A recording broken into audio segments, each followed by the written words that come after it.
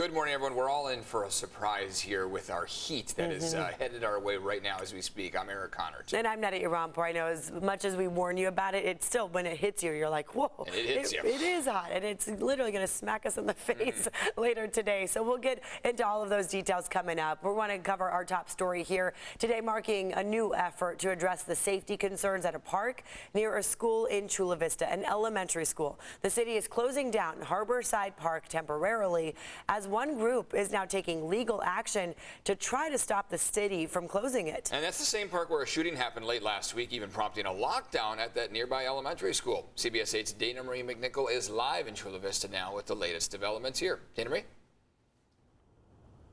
Well, good morning, Eric and Netta. The move to close down the park actually sparked from frustrated parents.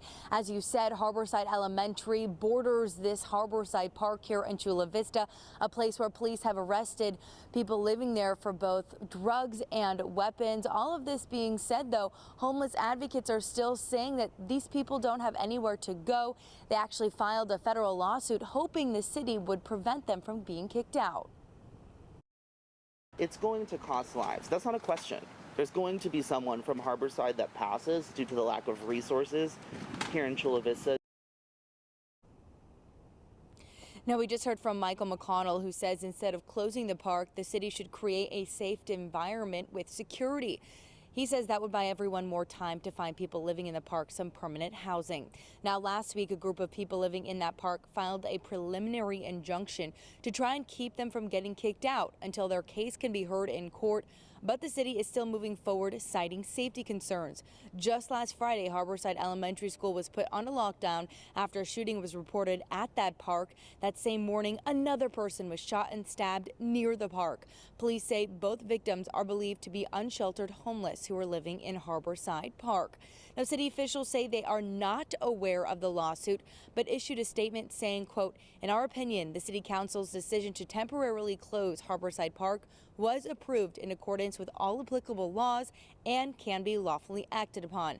Now, the city of Chula Vista and 12 nonprofit agency partners announced that they will be promoting housing, social services, detox, and other support services at Harborside Park for these sheltered individuals who are ready to accept such services.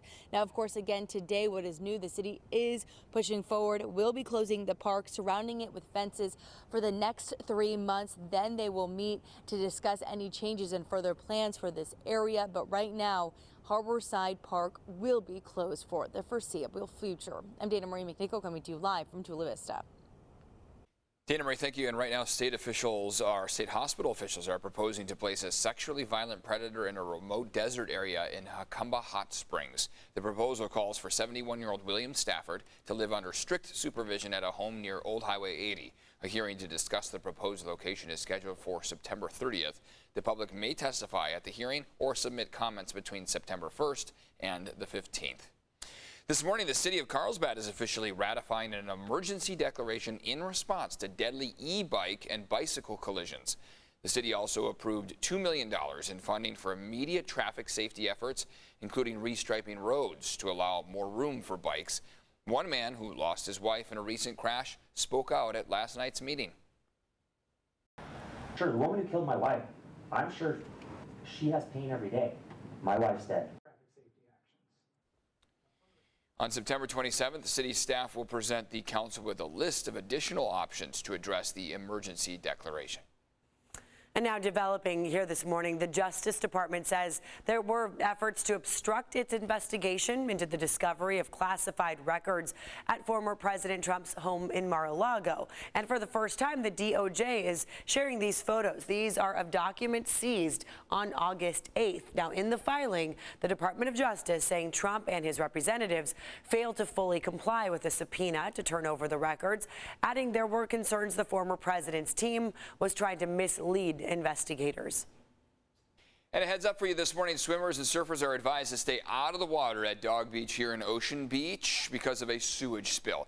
It happened yesterday. Officials provided no details on the spill, only that it happened upstream from the San Diego River outlet in OB. The advisory is expected to last 72 hours. All right, we are working for you to help beat the heat. We mentioned it off the top of the show here. This includes a lack of air conditioning at some of our schools. And now relief is on the way at one local school district. CBS 8's Chris Groh live with the efforts to get these classrooms cooled down here. This is going to be necessary here today, Chris. It really is, Eric, and what we're looking at right now is Bernardo Heights Middle School as well as Rancho Bernardo High School, and relief is on the way for them. More than 170 portable AC units are being bought to help keep classrooms cool, and there's also a plan for a 600-ton chiller. Now, you may be wondering why. Well, again, this is a story we've been working on. Both Rancho Bernardo High School and Bernardo Heights Middle share a 3-decade-old HVAC system, and according to Poway Unified, that system has grown unreliable. The district says it would cost $10 million to replace the entire system. So in the meantime, we've seen half days being put on the schedule to get kids out of school during the hottest parts of the day. Plus, some teachers have resorted to holding class when they do have class, where, yes, it's sometimes cooler outside than in the classroom. Now, the 600-ton chiller will help bypass the AC system. It'll cost around $100,000 to rent. It'll be used for about 2 months. A district spokesperson tells us it's one of the ways that they will be able to get relief, but not for the full amount of repairing the system. We determined that the next option would be to bring in a chiller to bypass the system, and so that will be installed hopefully by the end of this week.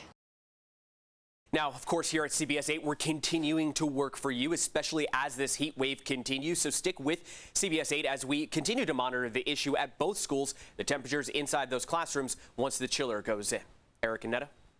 All right, Chris, thanks for the update. And right now, there is no statewide flex alert due to this heat wave, but the state's energy operator says you may be asked to conserve here in the coming days. Remember, the county does have cool zones to help you beat the heat, and we have a list of those at cbs8.com. Just click on the help button. You're definitely going to want to know where that cool zone is if you don't have the AC, because this could get dangerous, right? Right. So many people, especially if you live along the coast or a few miles inland, you don't have air conditioning. Houses just don't have that in San Diego because we get a sea breeze that helps usually cool us down. So yeah, libraries, movie theaters, I mean, anywhere you know with air conditioning, become friends with them because maybe you're hanging out with them all weekend long. Here's a look right now at our view from Mount Soledad. And look at that early morning glow right there as we get that official sunrise coming up. Now, we don't have cloud coverage, so that means that we're going to heat up really quickly. Downtown San Diego right now is the coolest time of day, right before the sunrise. You're at 70 degrees, similar to yesterday at this time. 66 in Poway and Escondido right now, 71 now in El Cajon. You dropped off a degree in La Mesa. Now you're at 69 in just the past few minutes because, as I mentioned, right before sunrise, we dropped to our coolest. So this is our coolest time. If you're getting the kids ready, perhaps they're part of that Poway School District, Rancho Bernardo High School, for example, well, starting the day off at 70 degrees. That's your bus stop forecast. And then right around recess time for most schools in our inland valleys, RB, Poway, 92 degrees. By the time they're going home around 1, 2 o'clock, the hottest time of the day, it's going to be all the way up to 94, perhaps even 96 degrees, depending on the terrain where you live. Here's a look at our excessive heat warning, as you see, very widespread across our state. This ridge of high pressure is sitting right over us. So it's going to last until Monday at 8 p.m. Now, your afternoon looks like this today. 85 in Chula Vista, 82 in IB. Compare that to 98 in Santee, 98 in El Cajon, 98 in Escondido. You might get all the way up to 100 degrees today for Ramona, 91 in Palomar, 99 in Fallbrook. Even at the coast, some of you may get all the way up to the upper 80s, possibly near 90 degrees. Taking you to the mountains, Julian, 98, 89 in Mount Laguna, a little bit cooler, 118 for Borrego and Ocotillo Wells. So obviously, today's going to be a hot one. As I mentioned earlier, it's the hottest day of the work week, but this coming weekend, temperatures are about to get even hotter, and we're going to add humidity to that. So I'll get into all those details coming up in your full forecast. I will get our traffic maps ready as well and get you covered up with that here just in a few minutes. We'll keep an eye on the roads. At last checked, I can tell you there were no major issues to report.